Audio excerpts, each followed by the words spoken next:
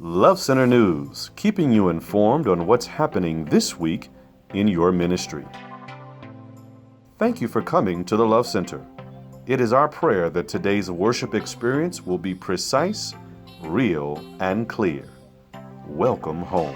Holy Communion is a sacred family meal and will be a part of all worship celebrations at the Love Center on next Sunday. In the month of February, we will be celebrating Heritage Month here at the Love Center. During this time, we will be reflecting on our history and focusing on the legacy that we are building for those who will follow us. This month will feature our Love Center Soul Food Cafe and of course our Black History Wax Museum featuring our children's ministry. Stay tuned for more details.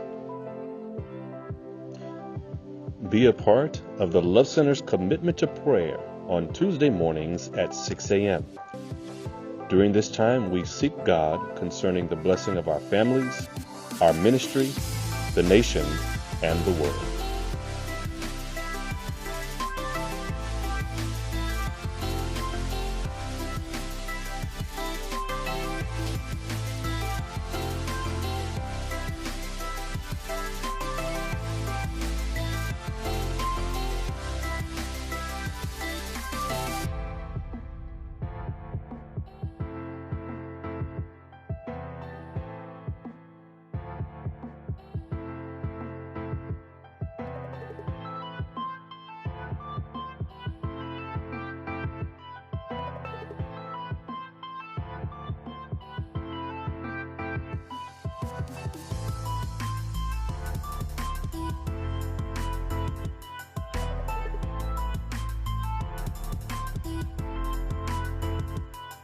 Let God's Word come into your life. Join us for Bible study at Love Center Atlanta on Wednesdays at 7 p.m., Love Center South, Thursdays at 6:30 p.m., and again, Saturday mornings at 10 a.m. at Love Center Atlanta. Please do not eat food or bring drinks into the sanctuary, and all children from 6 weeks to 4 years must go to the nursery during worship. The Love Center Cafe is the place to get great food and experience good fellowship here at the Love Center. It is open and available on Sundays after the 7:45 worship celebration. Come, enjoy the food, and bless the ministry. Be an active part of the worship, work, and witness of the Love Center. You can also share our ministry through social media. On Facebook, Twitter, and YouTube, as we seek to take this love to the whole world. This has been Love Center News, keeping you informed.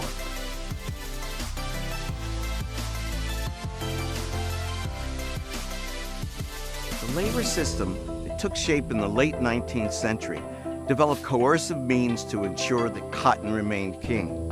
It was called convict leasing. Get arrested on a minor charge or a trumped-up charge, you could find yourself locked up and then hired out to a corporation bidding on inmate labor. The pipeline from prisons to profits in this country has deep roots. The aftermath of slavery was in some ways worse than slavery itself. Unlike before, when someone who owned you, driving you too hard was counterproductive because you would lose your investment, convict leasing was different. You could get them cheaper, and if you actually drove them to death, there was more where that came from. In the 13th Amendment, which ends the institution of slavery, of course, there is a loophole. Convicts who have been convicted of a crime, they actually can be forced to work for free. In Alabama in 1850, 99% of the people who were incarcerated were white. In Alabama by the 1880s, 85% of the people incarcerated were black. So we could have a debate about how many of those black people were actually innocent, or we could have a conversation about the use of the criminal justice system to target both the innocent and the guilty alike. That continues all the way to the present, where even today, about just under 40% of the nation's prisoners are black, and yet the African American population is about 13%. They are snatching up bodies everywhere to fuel this system.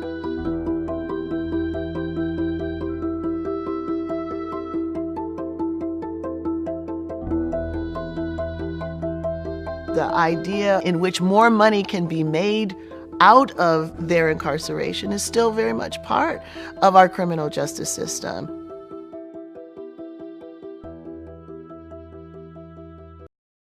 When you're in the street and in evil, you are one-person wrecking crew. When you're evil and you're in the street, you're wild and you just tear up stuff. People get it. When you show up, they be like, oh, God, look at you. But it's just the opposite when the Spirit of God is in you. You have an impact that is a good impact. And when you show up, people say, oh, I'm so glad you're here. You're such a blessing. Oh, it's all right. That's right.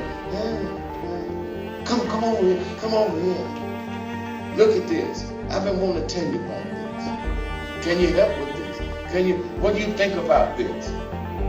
People should be pulling on us, not just because we're smart. Look at somebody say, being smart is not enough this time. Being smart is not enough. It's not enough. Yes, you're smart. I respect that.